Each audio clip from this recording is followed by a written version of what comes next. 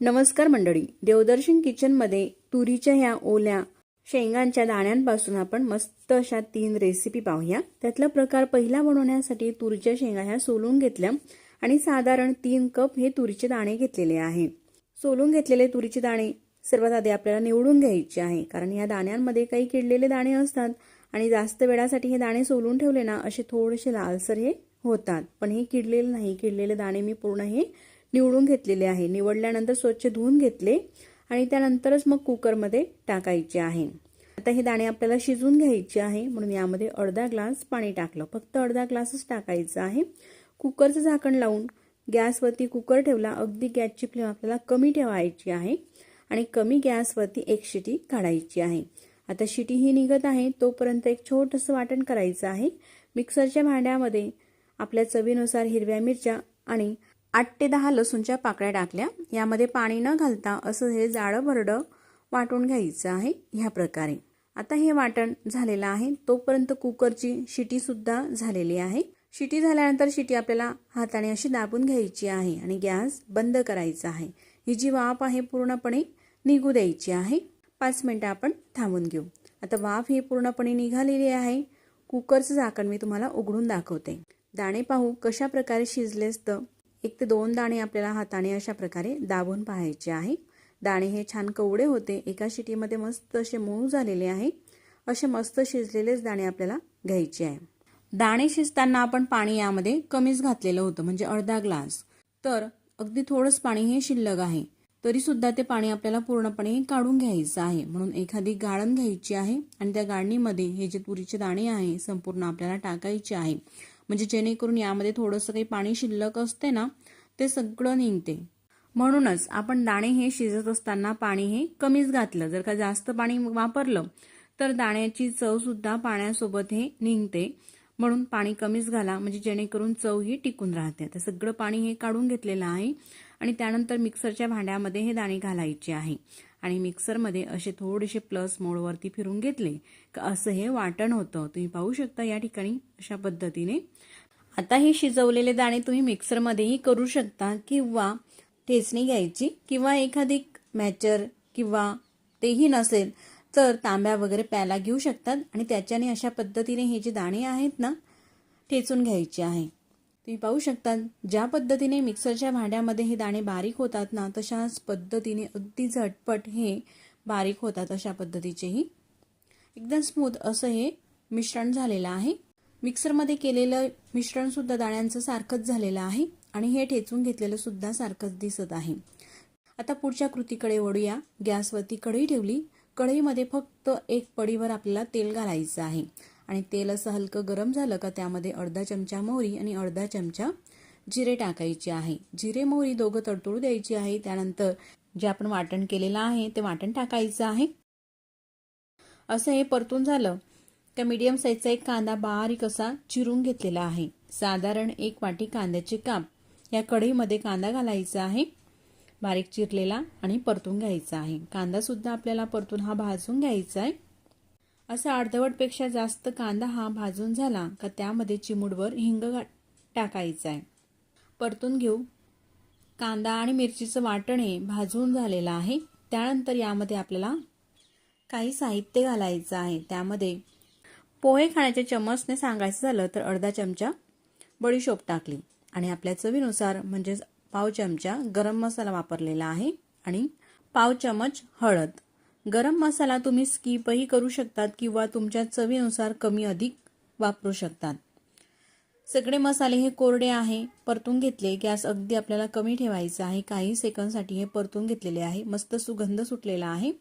त्यानंतर हे जे दाण्यांचं वाटण आहे ना ते या कढईमध्ये टाकायचं आहे आणि परतून घ्यायचं आहे। तर मंडळी आपण या तुरीच्या दाण्यांचे वडे करणार आहोत। हे जे वडे आहे ना चवीला खूपच छान लागतात आणि अगदी मोजक्या साहित्यातच होतात। तुम्ही पाहू शकता या ठिकाणी आपण या ठिकाणी कुठल्याही प्रकारचे जास्तीचे साहित्य वापरलेले नाही। घरात उपलब्ध असलेले साहित्य वापरूनच आपण हे वडे करणार आहोत। परतून घ्यायचं आहे आणि परतत असताना चवीनुसार मीठ टाकलो आणि बारीक चिरून घेतलेली कोथिंबीर टाकायची आहे। पुन्हा परतून घ्यायचं आहे साधारण 2 ते 3 मिनिटांसाठी। अगदी गॅसची फ्लेम कमी करून कमी गॅसवरती हे जे मिश्रण आहे परतून घ्यायचं आहे। रंगही मस्त आलेला आहे ना, छान असा सुगंधही घरामध्ये सुटलेला आहे. त्यानंतर गॅस बंद करायचा आहे. आता हे जे मिश्रण आहे ना दाण्यांचं, हे आपल्याला पटकन गार करायचं आहे, म्हणून पसरट ताट घेतलं आणि ताटामध्ये हे सगळं मिश्रण काढलं आणि असं पसरून घेते, म्हणजे पटकन हे गार होईल आणि आपली रेसिपी अगदी झटपट करायला सुरुवात होईल. पुढची गार होत आहे तोपर्यंत एका बाउलमध्ये मेजरमेंट कपाने सांगते 9 शिकाऊसाठी. तुम्ही जर का अनुभवी असलास तर अंदाजेही आपण हे बेसनपीठ घेऊ शकतात. साधारण 1.5 कप बेसनपीठ घेतलं आणि त्यामध्ये पाव चमचा हळद आणि चवीनुसार मीठ टाकायचं आहे. त्यानंतर यामध्ये पाणी घालायचं आहे. पाणी घालताना थोडंच पाण्याचा वापर करायचा आहे, म्हणजे जेणेकरून एकदम स्मूथ असं हे पीठ आपल्याला भिजवता येईल. आता हे जे बेसनपीठ आहे जास्त आपल्याला पातळ सुद्धा नाही आणि खूप असं घट्ट सुद्धा भिजवायचं नाही, तर ह्या प्रकारे भिजवून घेतलेलं आहे. भिजवलेलं बेसनपीठ हे बाजूला ठेवू. तोपर्यंत हे जे मिश्रण आहे दाण्यांचं ते सुद्धा थंड झालेलं आहे आणि पूर्णपणे गार झाल्यानंतरच अशा प्रकारचे याचे आपल्याला गोळे करायचे आहे. ज्या साईजचा आपल्याला वडा करायचा आहे त्यानुसार गोळे करायचे आहे. लिंबू असतो ना मोठ्या साईजचा, त्या साईजचे गोळे करून आपल्याला हे चपटे करायचे आहे. ह्या प्रकारे आणखी तुम्हाला एक गोळा हा करून दाखवते. केलेले गोळे आपल्याला बाजूला ठेवत घ्यायचे आहे. दुसरा सुद्धा गोळा करून घेते. असा गोळा घ्यायचा, लहान किंवा मोठा हा तुमच्या आवडीप्रमाणे गोळा घ्यायचा आहे. तुम्हाला वडा हा कितपत लहान किंवा मोठा साईजचा करायचा आहे त्यानुसार. आणि असं गोल केल्यानंतर चपटे करायचं आहे आणि हाताने व्यवस्थित असा गोलाकार द्यायचा आहे. तर अशाच प्रकारे या टिक्यांसारखं करून घेतलेलं आहे सगळ्या मिश्रणाचं, म्हणजे पुन्हा पुन्हा आपले हात हे भरत नाही. त्यानंतर बेसन पिठामध्ये अगदी चिमूटभर आपल्याला खाण्याचा बेकिंग सोडा घालायचा आहे. खाण्याचा सोडा घातल्यानंतर मिक्स करून घ्यायचं आहे आणि त्यानंतर अशी ही टिकी घ्यायची आहे.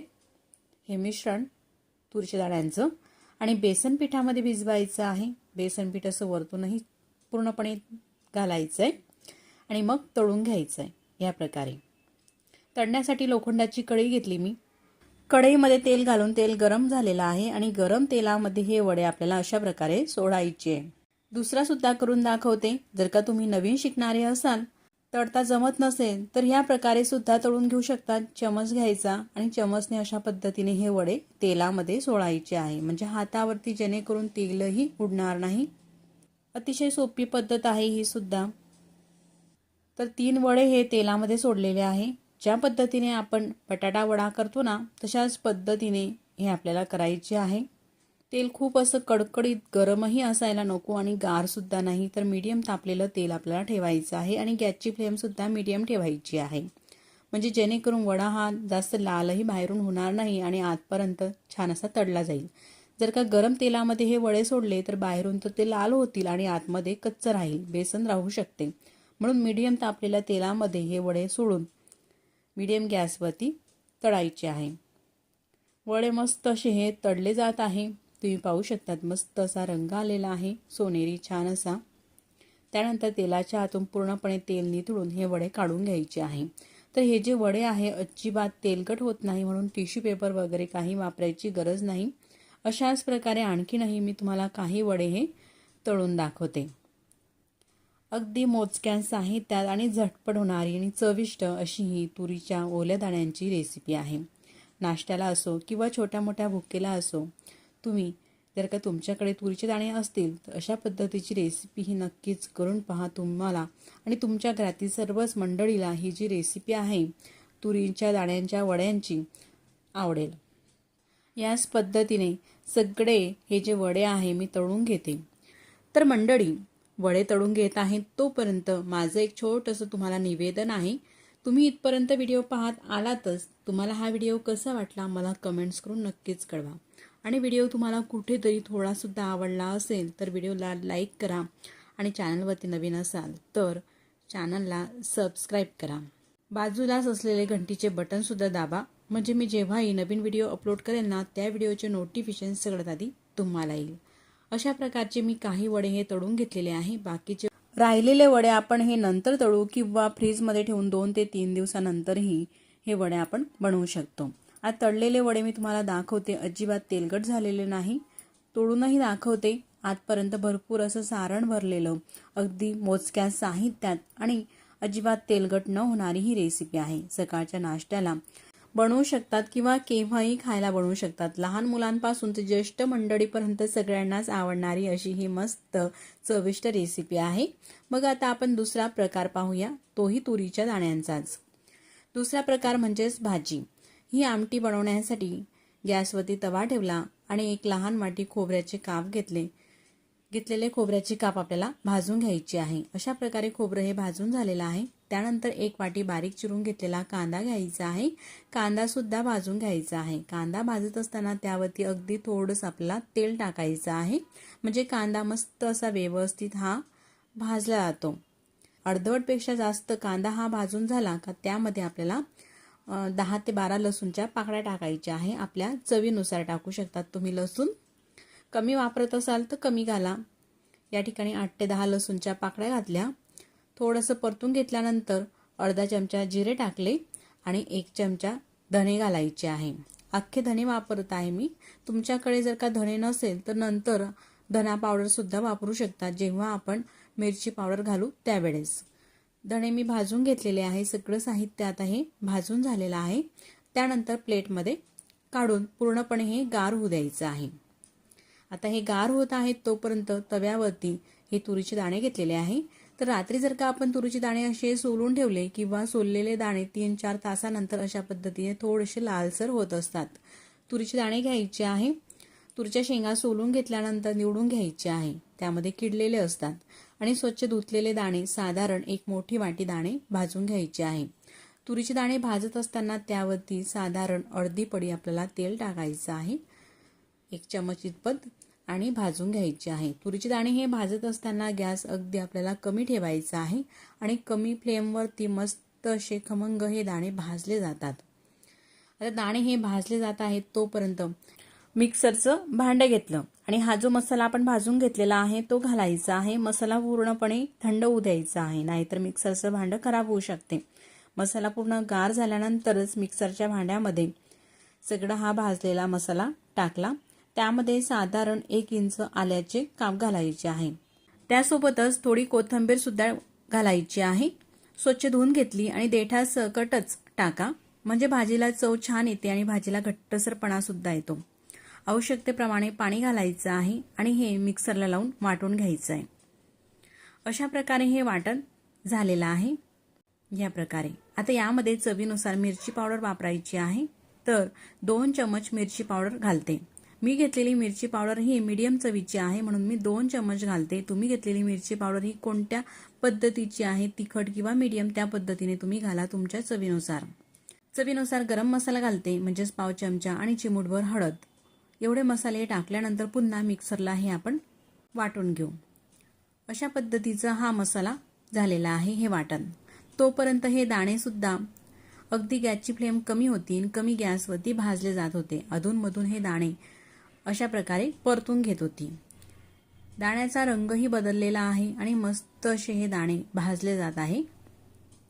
साधारण 3 ते 4 मिनिटांसाठी गॅस अगदी कमी ठेवून हे दाणे अशा प्रकारे भाजून घेतले. मस्त असे भाजले गेलेले आहे. त्यानंतर हे दाणे प्लेटमध्ये काढून घ्यायचे.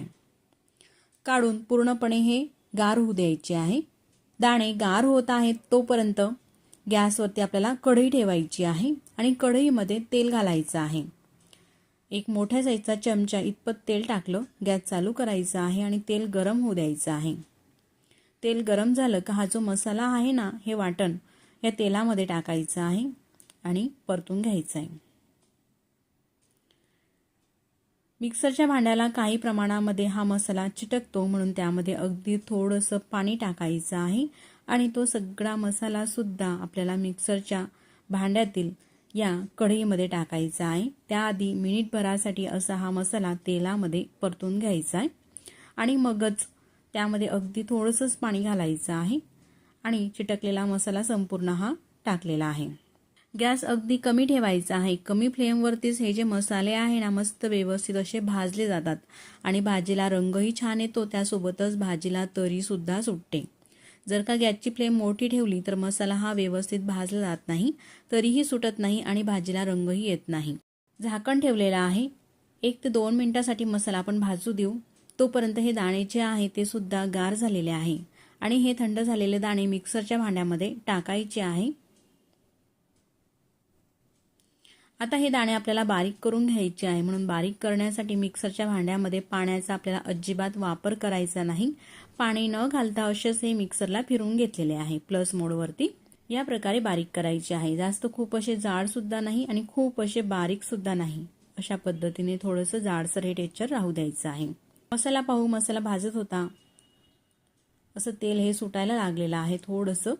पण यामध्ये जर का आपण आणखी थोडंसं पाणी टाकलं ना, मसाल्याला मस्त तरीही येईल आणि मस्त असा रंग येईल। म्हणून त्याआधी हा जो मसाला आहे तो आपण परतून घेतलेला आहे आणि आणखी यामध्ये थोडंसं आपण पाणी टाकू।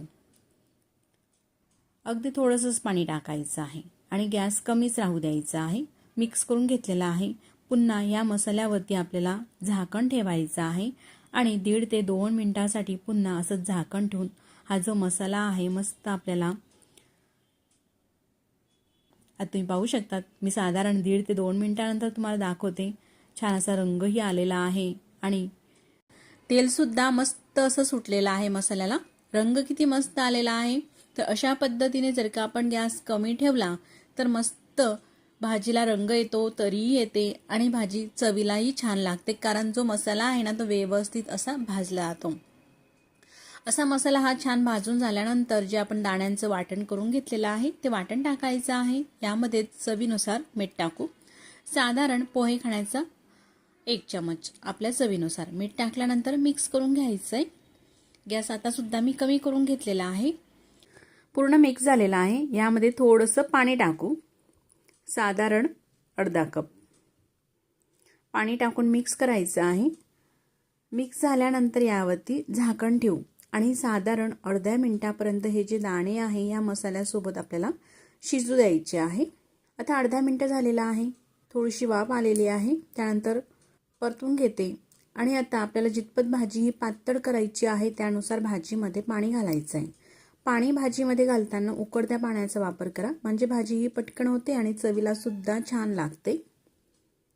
ज्यानुसार तुम्हाला भाजी ही पातळ करायची आहे त्यानुसार पाणी हे टाकायचं आहे आणि मिक्स करत घ्यायचं आहे।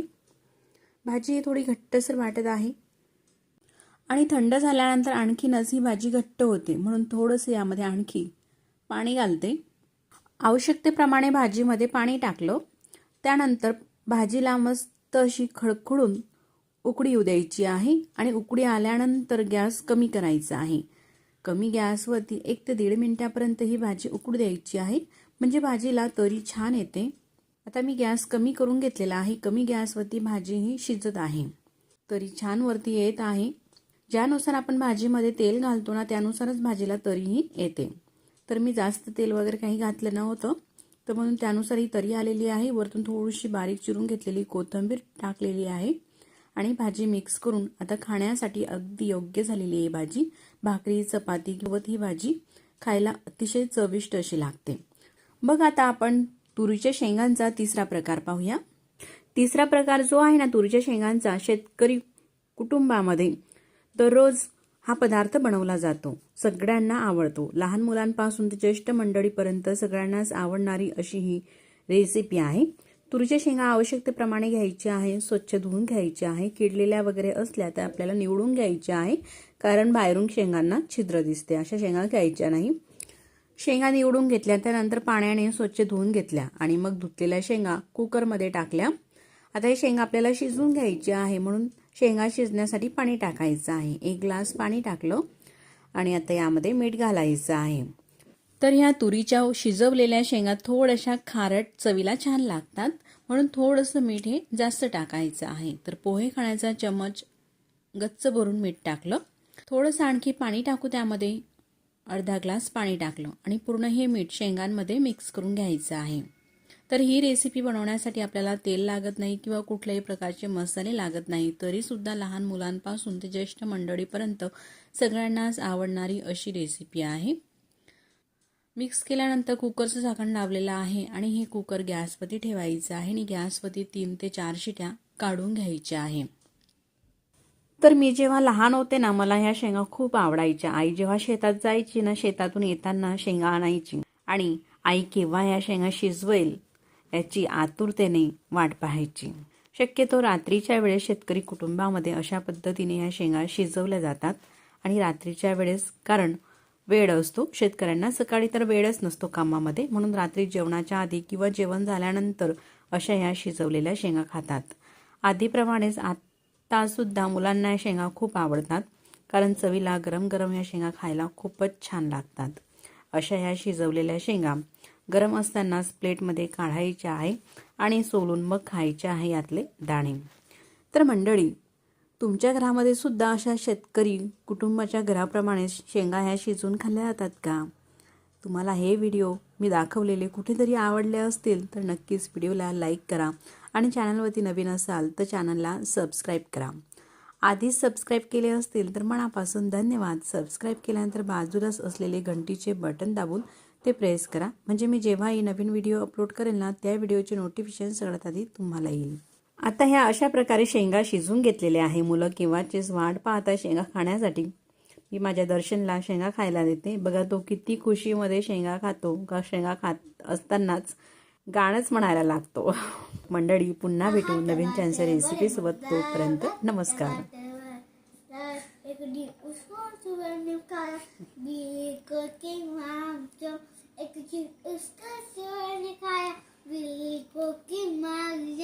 आहा टमाटर बड़े मजेदार, वक्त टमाटर बड़े मजेदार, आहा टमाटर बड़े मजेदार, वक्त टमाटर बड़े मजेदार। एक दिन उसको चूहे ने कहा बिल्ली को क्या हो गया।